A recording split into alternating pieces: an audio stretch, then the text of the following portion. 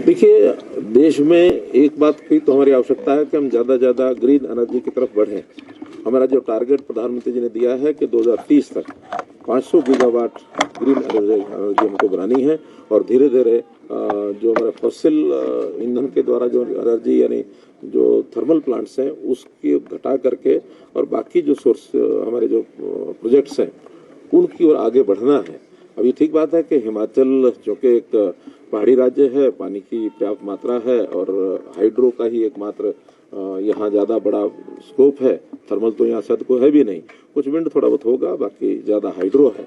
तो उस नाते से इनको जो अपनी सारी ऑब्लिगेशंस हैं, आरपीओस वगैरह, वो सारे तो उससे भी आगे निकल चुके हैं और इनको कितना लाभ मिलना चाहिए, कितना नहीं मिलना चाहिए, ये एक पॉलिसी का विषय है। कोई आज अभी पॉलिसी नहीं है, आगे चल करके अगर इस प्रकार की पॉलिसी बनानी होगी तो सभी हिली एरियाज के लिए हमको बनानी होगी। इनकी ओर से डिमांड आई हुई है, उसका विचार करें। हाइड्रो पावर जनरेशन पर देवी में एक टाउनशिप 500 करोड़ का सेंटर के पास काफी समय से पेंडिंग है, तो उसकी क्या प्रोग्रेस है सर, कब तक होगा? 15 फाइनेंस कमीशन का हमारा इसमें 8,000 करोड़ रुपए का बजट है और उसमें 10 सिटीज, 2 यानी हिली एरियाज में और 8 सिटीज प्लेन एरियाज में ऐसा सैंक्शन होनी है। 29 सिटीज के अलग अलग प्रदेशों के नाम आए हुए हैं, उनकी प्रेजेंटेशन हो गई है और वो विषय अब बहुत जल्दी निर्णय होकर के और फाइनल होने वाला है कि किस प्रदेश को वो सिटी मिलेगी। और मुझे लगता है कि यहाँ के पैरामीटर जो मुझे बताया गया है, अच्छे जो रिव्यू किया गया उस विषय का, तो यहाँ की रैंकिंग अच्छी है, संभावना है कि यहाँ वो काम होना चाहिए। हाइड्रो पावर जनरेशन में उत्तराखंड और Jammu Kashmir water cess charge करता है। हिमाचल ने भी एक प्रयास किया था जिसको अभी फिलहाल स्टेट है। क्या केंद्र सरकार इस पे कोई नीति लाएगी ताकि डबल रवैया ना हो? कुछ स्टेट्स ले रही हैं, कुछ नहीं ले पा रही। नहीं, इसमें तो प्राय कोर्ट में जो विषय किया गया है, कोर्ट ने मना कर दिया, अभी स्टे लगा है शायद, तो निर्णय कोर्ट ने देना है। हाँ, नहीं, कोई नहीं ले रहा है इस विषय में। सभी जो सुप्रीम कोर्ट ने उसको अभी एक बार रोका है। अब ये सेस लगाने से उसका जो स्टैंड हमारा ये है कि वो अल्टीमेटली एक स्टेट के लाभ के लिए और सारे देश भर के कंज्यूमर के ऊपर वो खर्च जाए, ये हमारा उसमें मत है। हम उसको अपनी ओर से मना किए हुए कि ये नहीं करना है, फिर भी कोर्ट का मामला कोर्ट करेगा, जैसा निर्णय होगा सब मानेंगे। सर, देश भर में 36 सोलर पार्क बनने थे, एक हिमाचल प्रदेश में भी उनमें से एक प्रदेश है जहां सोलर पार्क बनना है। क्या स्थिति है और केंद्र कब तक इसमें जो है अगली सैंक्शन प्रदान करेगा? देखिए, इस सोलर पावर को बढ़ाने के लिए हम देश भर में नीतियां जो बनाई हैं, प्रमोट करने के लिए हम तैयार हैं। उसके जो पैरामीटर्स हैं वो जो स्टेट पूरा करता जाएगा उस हिसाब से उसका निर्णय करते जाएंगे। ज्यादा से ज्यादा सोलर, जैसे इधर हाइड्रो उधर सोलर, तभी जा करके हम आने वाले समय में जो हमारी आवश्यकता है उसको हम पूरा कर पाएंगे। 2047 तक 1700 गीगावाट ये हमने 2047 तक और ये एनर्जी को पूरा करना है। तो उसमें अब थर्मल जो है वो इतने ज़्यादा नहीं लगेंगे जितने सोलर और हाइड्रो के लिए हम आगे बढ़ाएंगे, तो इसलिए उसके ऊपर हम काम कर रहे हैं। केंद्र सरकार ने विषयों पर भी चर्चा हुई है, भाई अम्मी है हमने, इसलिए उन पर विषयों पर चर्चा हुई है। बीबीएमबी में भी जो हिमाचल का क्लेम है कि 7.19% ये शेयर हमको मिलना चाहिए, क्योंकि ये मल्टी स्टेट अफेयर है, इसलिए आपस में बैठ करके कुछ बातों पर इसे आगे बढ़ा है और पंजाब के लोगों से हम बातचीत करेंगे और आपस में बैठ के इसका कोई ना कोई रास्ता निकालें। और इसी प्रकार शालन प्रोजेक्ट जहाँ तक है वो भी, क्योंकि उसके 100 वर्ष 20 के पीरियड के पूरे हो गए हैं और कुछ मतभेद हैं, और खास करके पंजाब के साथ विषय ज़्यादा है। तो सुप्रीम कोर्ट में भी पंजाब शब्द में पंजाब भी गया ना, तो पंजाब सरकार भी सुप्रीम कोर्ट में गई है। हमको तो कुछ एफिडेविट देना और हम उसमें जो भी पंजाब रीऑर्गेनाइजेशन एक्ट 1966 का था उसके अनुसार कोई मतभेद है उसका अध्ययन करेंगे और अध्ययन करने के बाद जो भी उसमें न्यायपूर्वक होगा, जो ठीक बात होगी, वही केंद्र सरकार का हमारा व्यू पॉइंट रहेगा। हम किसी को अलग से फेवर करने के विषय में नहीं है। हम तो जो चीज़ें as per act, as per law, वो जो होगा उसके अनुसार अपना स्टैंड लेंगे। हमारे 2 विभाग, ऊर्जा विभाग और आवासीय तथा शहरी विकास मामलों का जो हमारा विभाग है, उन दोनों विभागों का हमारी रिव्यू मीटिंग्स हिमाचल सरकार के साथ हमारे मुख्यमंत्री हिमाचल प्रदेश स्वयं यहाँ उपस्थित हैं और विक्रमादित्य जी जो मंत्री हैं आवास यानी शहरी विकास के नाते तो हम लोगों ने एक रिव्यू, जैसे रेगुलर रिव्यू किया जाता है उसी प्रकार की मीटिंग्स मैं स्वयं देश के हर प्रदेश में जाकर के और ये मीटिंग्स कर रहा हूँ। तो उसमें जितने भी हमारे पेंडिंग इश्यूज होते हैं, विषय चल रहे होते हैं, उसका रिव्यू किया जाता है, कितने से प्रगति हुई है, कहाँ उसमें कोई कठिनाई आ रही है, उन सब पर विचार करने के बाद आपसी सहमति बना करके विषयों को आगे बढ़ाया जाता है। जहाँ तक ऊर्जा विभाग का विषय है तो यहाँ मैं मानता हूँ कि हिमाचल प्रदेश जो है वो ऊर्जा के नाते से एक बहुत पोटेंशियल यहाँ पर है और हाइड्रो प्रोजेक्ट्स यहाँ पहले से काफ़ी लगे हैं, नए लगाने का भी स्कोप बहुत है। उनमें कुछ प्रोजेक्ट्स का विषय चल रहा था।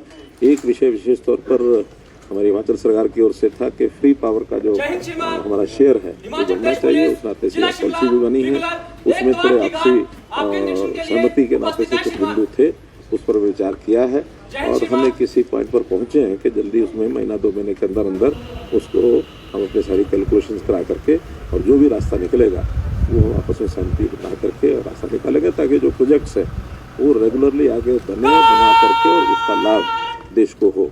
आखिर तो ये विषय आगे बढ़ाना इसलिए आवश्यक होता है कि प्रदेश के भी हित में, देश के भी हित में, जनता के भी हित में इन सारी चीज़ों को आगे बढ़ाना हमारी प्राथमिकता होती है। इसी प्रकार अन्य भी जो पावर के जो इश्यूज़ हैं, जैसे ट्रांसमिशन लाइन के नाते से RDSS का विषय है, जो रेगुलर विषय है, जो चलने वाले हैं, कुछ हम सब्सिडी ग्रांट्स जो रखते हैं उसमें कितना पहुँच गया, कितना रह गया, ये सब विषय करते हैं। इसी प्रकार जो हमारा आवासीय और शहरी विकास मामलों का जो विभाग है उसमें भी जैसे PMAY है, स्वच्छ भारत मिशन है, ये हमारा अमृत है, ऐसे विषयों पर भी रेगुलर काम चलते हैं और उसमें कितना काम हो गया, कौन कौन से शहर कवर हो गए। हमारी जो प्लान 1 था, चाहे वो प्रधानमंत्री आवास योजना है या अमृत 1 है, उसके कुछ टारगेट्स पूरे हुए हैं। अब नए भी अमृत 2 और प्रधानमंत्री आवास योजना अर्बन 2 ये भी आ गए हैं, उसके टारगेट जो उनको तय करने हैं उन सब विषयों पर हमने खुलकर के चर्चा की है। जो प्रदेश की ओर से विषय थे उसको हमने सॉल्व करने के लिए इनको कुछ आश्वासन दिया और जो प्रदेश की ओर से विषय आते हैं वो केंद्र से जो भी अपेक्षाएं होती है उसको पूरा करने के लिए कुछ तो फैसले आप होते हैं, कुछ हम बैठ करके बाद में उन विषयों पर चर्चा करके और जो नीतिगत फैसले होते हैं हम करते हैं। क्योंकि किसी भी एक प्रदेश की कुछ विषय होते हैं वो हम एक प्रदेश के नाते नहीं करते, बल्कि नेशनल लेवल पर एक पॉलिसी मैटर होते हैं, उसमें सारे देश भर में सभी प्रदेशों को उनको लागू करने होते हैं। तो ऐसे हमारी दोनों जो विभागों की इशूज़ जो थे बैठ के हुई, बहुत हमारे एक अच्छे वातावरण में बैठक की है और उसमें काफ़ी उनको लाभ हुआ है। BBMB में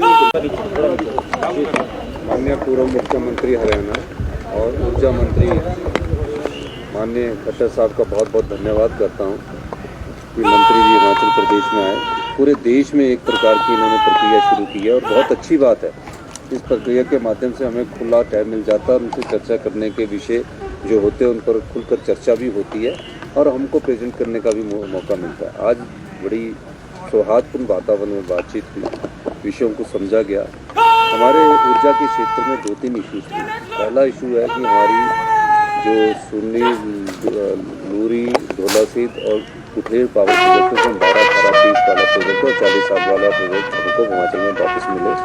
पॉलिसी नेशंस के लिए होते हैं, लेकिन उसमें गंभीरतापूर्ण विचार करके कहा गया कि हम सब बिंदुओं पर विचार करेंगे इस पॉलिसी के बारे में और 15 जनवरी तक कोई ना कोई इसमें फैसला लेने की बात की गई है और ये मैटर अभी कोर्ट में भी है।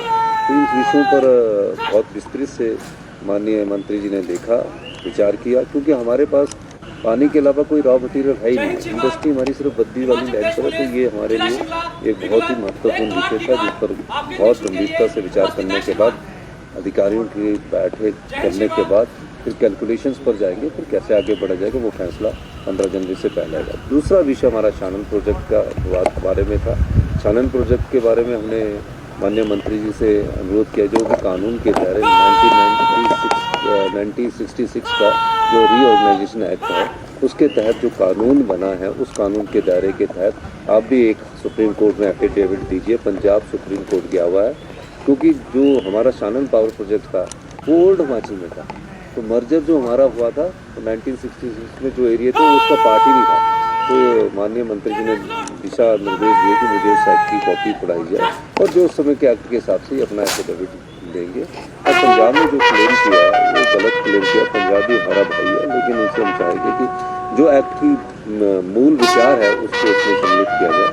तीसरा बीबीएमबी से रिलेटेड था, और बड़ी अच्छी बात ये हुई कि बीबीएमबी के एरिया से रिलेटेड था 7.19 हिस्सा जो है, जो पिछले 13 साल से सुप्रीम कोर्ट में हमारा फंसा हुआ है। उसमें ये कहा गया कि पंजाब ने कुछ ऑब्जेक्शन किया है, लेकिन एक बैठक की जाएगी जिसमें हरियाणा, पंजाब, राजस्थान में सब लोगों को सम्मिलित करके उस बैठक के बाद ये किया जाएगा कि वो हमको एरिया किस रूम में बिजली के रूम में देते, इस विषय में था। और चौथा बीबीएमबी में जो हम अपना क्रूज चला रहे हैं, शिकारा चला रहे हैं, टूरिज्म एक्टिविटी जो बढ़ा रहे हैं, और जो बीबीएमबी में हमें पानी लेने के लिए एनओसी लेना पड़ता था कि पानी की कोई स्कीम बननी है पीने के पानी के लिए 200 लोगों के लिए, तो एनओसी लेना पड़ता, उस पर बड़ी सार्थक विचार आए और उन्होंने कहा कि इस प्रकार की किसी की जरूरत नहीं है और इस पर वो फैसला करेंगे।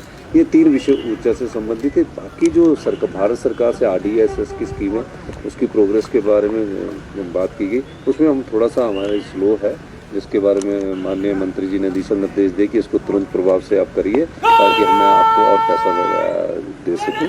ये बात सही है कि हमने थोड़ा सा उसमें स्लो है, और माननीय हमारे शहरी विकास मंत्री विक्रम गुप्ता जी ने भी कुछ बातें इसमें रखी कि अभी जो हाउसिंग से रिलेटेड है, तो हाउसिंग से रिलेटेड में हमारे इंडिकेटर्स काफ़ी अच्छे हैं, और कुछ एक MOU करना है, हमें जो आवास योजना का भी करना है, PMY2 का करना है, और कुछ चीज़ें हैं जिसमें हमको आगे बढ़ना है। तो दोनों जगह बहुत सार्थक मीटिंग हुई है। सबसे बड़ी बात क्या है?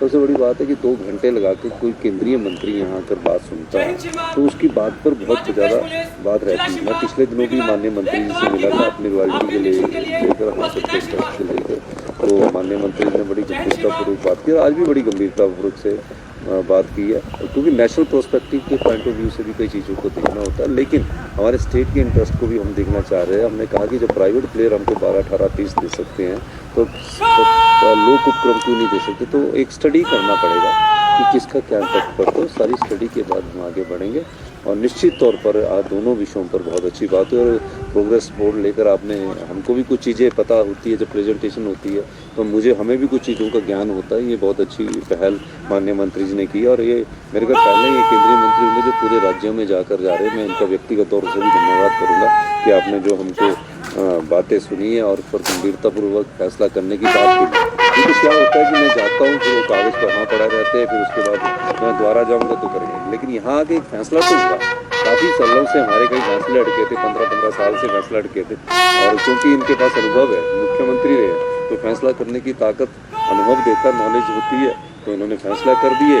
अब उसमें विषय में आगे बढ़ा जाएगा, उसके बाद बढ़ा जाएगा। मेरे को लगता है जल्दी हमारे इस मामले में फैसला सार्थक आएंगे और पॉजिटिविटी में आएंगे, और वैसे भी हमारे बड़े भाई की तरह है तो हमारे अच्छा भी लगा। बहुत बहुत धन्यवाद।